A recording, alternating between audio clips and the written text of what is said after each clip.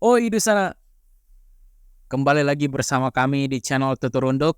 Bersama saya Alma Tegar. Kali ini kami telah menyiapkan sebuah program yang kami yakin akan menarik untuk sanak-sanak sekalian.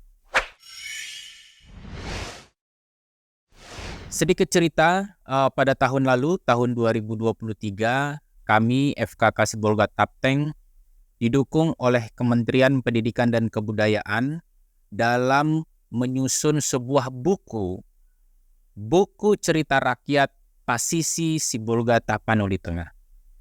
Kami memahami bahwa penyusunan buku ini sangat-sangat penting untuk melestarikan karya, melestarikan nilai-nilai yang telah diwariskan dari generasi-generasi pendahulu kita.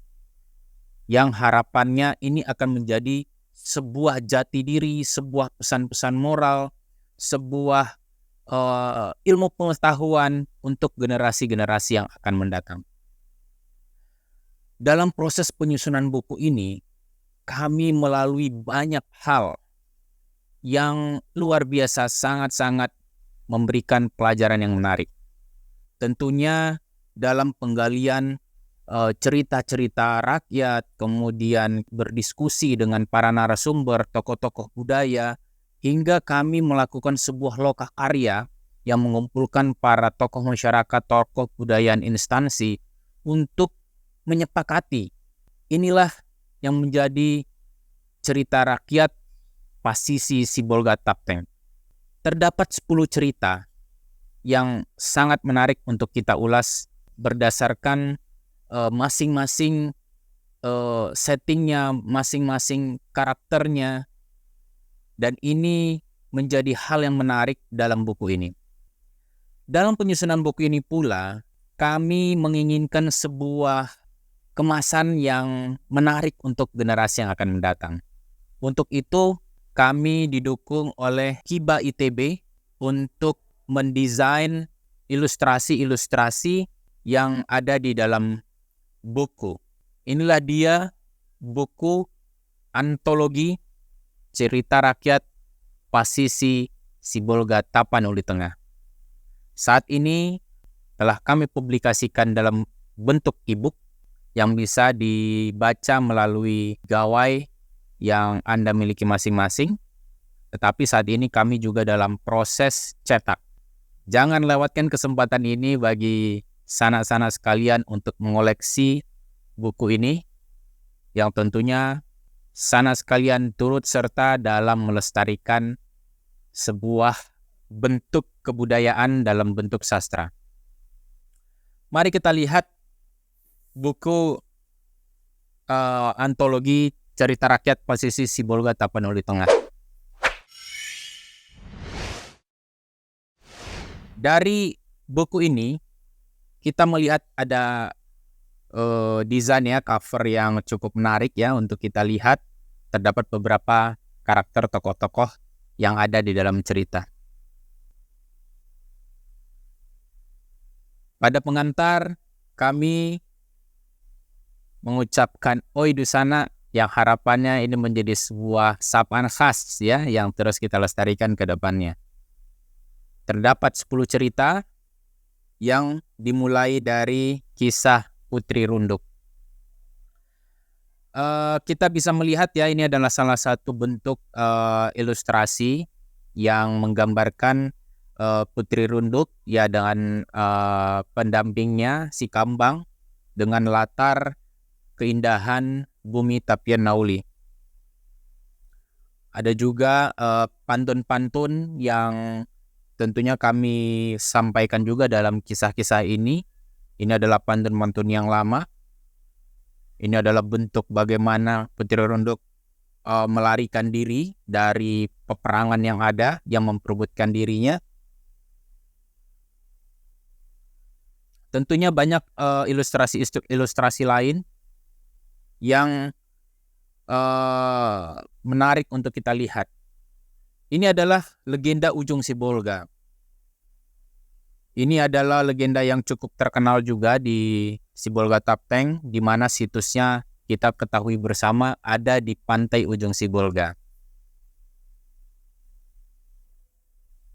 tentunya kamu sangat tertarik di mana situs tersebut. Nah, ini akan menjadi sebuah pemicu bagi kita untuk melihat apakah situs tersebut masih ada atau tidak gitu ya. Ini adalah kisahnya. Ini adalah gambaran Siti Rubiah menunggu sang kekasih ya di pantai ujung Sibolga. Kemudian ada legenda Bukit Batara. Ini bagaimana mengisahkan tentang interaksi antara kerajaan di Bukit Batara dan kerajaan di Pulau Situngkus.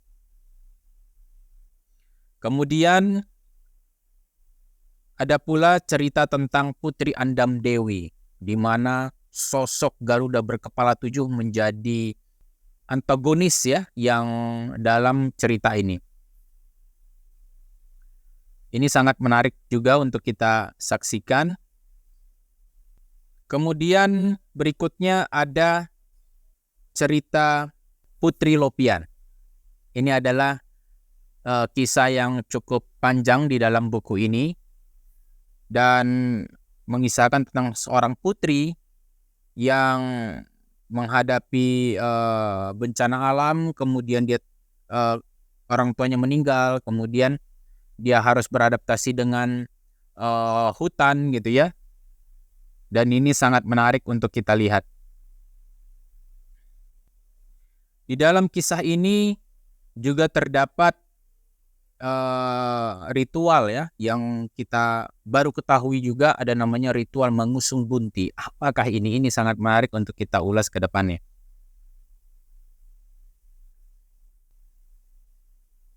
Berikutnya ada kisah Sonar Paku Bugis. Nah, ini sebuah kisah yang menarik untuk kita lihat, di mana sangat akrab ya untuk di kalangan nelayan-nelayan tradisional. Kemudian ada kisah tentang legenda Rajo dan Burung Dendang Buto, mengisahkan tentang seorang putri raja yang menunjukkan kasih sayangnya melalui sebuah pengorbanan. Nah, terdapat pula 3 dari 10 cerita rakyat yang memang sudah menjadi turun-temurun. Terdapat 3 cerita rakyat yang baru, yang harapan kami ini bisa menjadi pewarisan ke depannya, yang tentunya penuh dengan nilai-nilai.